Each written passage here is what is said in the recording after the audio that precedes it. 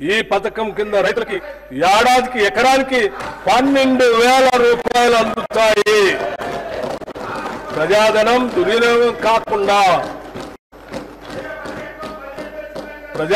దుర్వినియోగం కాకుండా అవకతవకలకు అడ్డుకట్ట వేసి సాగుకు యోగ్యమైన భూములన్నింటికీ రైతు భరోసా అందిస్తున్నాం. క్షేత్రస్థాయిలో సర్వే చేసి గ్రామ సభల్లో ధృవీకరించి సాగుకు యోగ్యం కాని భూమిని గుర్తించడం ద్వారా ఈ వృధాన్ని అరికట్టాము. రైతు భరోసా పథకానికి 18,000 కోట్ల రూపాయలు ఈ బడ్జెట్ లో ప్రతిపాదిస్తున్నాము.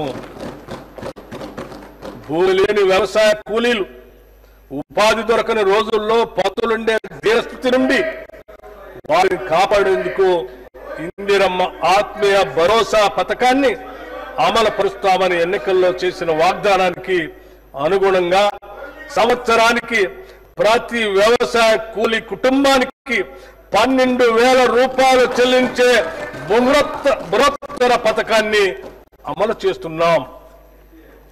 రాష్ట్ర రైతుల నుండి కొనుగోలు చేసే సన్న ధాన్యానికి ప్రతి క్వింటాలకు 500 రూపాయల చొప్పున అదనపు ప్రోత్సాహాన్ని చెల్లిస్తున్నాం. దీనివల్ల రాష్ట్రంలో సన్న రకాల వరి సాగు గణనీయంగా పెరిగింది.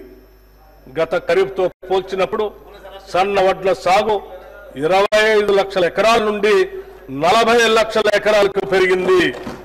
మా ప్రభుత్వం ఇస్తున్న బోనస్ మరియు ప్రతి చివర వడ్ల గింజ కూడా కొంటామని మేము చేసిన వాగ్దానమే దీనికి ప్రత్యక్ష కారణం. ఫలితంగా రైతులకు చక్కని గిట్టుబాటు ధర లభిస్తున్నది. ఖరీఫ్ సీజన్లో సన్న వడ్లు పండించిన రైతులకి 1,206,44 కోట్ల రూపాయల బోనస్ చెల్లించడం జరిగింది.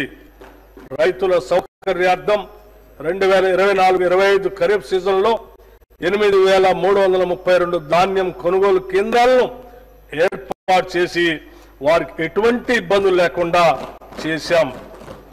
అకాల వర్షాల వల్ల ధాన్యం పాడవకుండా పండిన ధాన్యాన్ని రైతులు కొనుగోలు కేంద్రాలకు తీసుకువచ్చే సమయంలో ఎటువంటి నష్టం జరగకుండా గంటకు వాతావరణ సూచనలు అటు రైతులకు ఇటు కొనుగోలు కేంద్రాలకు తెలియజేస్తున్నాం.